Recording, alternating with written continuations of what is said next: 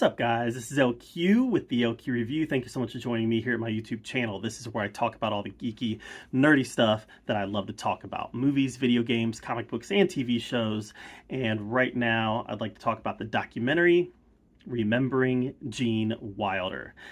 And I like reading autobiographies, memoirs. I like watching documentaries about people's lives. I actually enjoy them more than I like watching movies about people's lives because I feel like I'm going to get a more accurate portrayal of who that person was. And to its credit, Remembering Gene Wilder is an excellent documentary, and it does just that. It lets me know who Gene Wilder was, and it really gives you a peek into his life, how he started out as an actor and found his voice as a comedic actor, his partnership with Mel Brooks, his his relationship that he formed with Richard Pryor later in his life, and the way that they leaned on and supported each other during some hard times.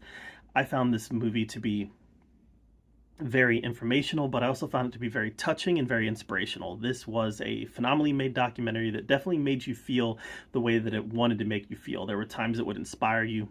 There were times where it would make you feel heartbroken. And there were times when you could find yourself relating to this larger-than-life personality that was Gene Wilder. It does a good job of going into his history with Willy Wonka, Blazing Saddles, Young Frankenstein, and even his later movies like See No Evil, Hear No Evil.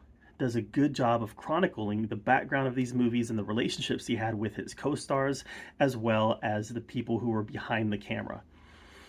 Also does a good job of going into his personal life.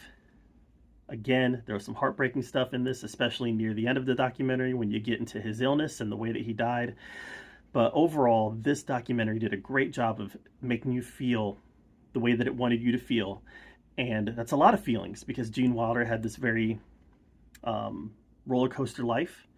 Lots of highs, lots of lows. And because of that, you are along for the ride with him in this documentary and you feel a lot of different ways. But it's a great documentary. Definitely highly recommend it. Even if you aren't a fan of Willy Wonka or if you aren't a fan of Mel Brooks, this is still a snapshot into the life of a fascinating person in the history of Hollywood. So it definitely gets a recommendation from me. So has anybody seen it? If you've seen it, let me know what you thought of it in the comments below. Love to hear your take on it. While you're down there commenting, subscribe to my channel.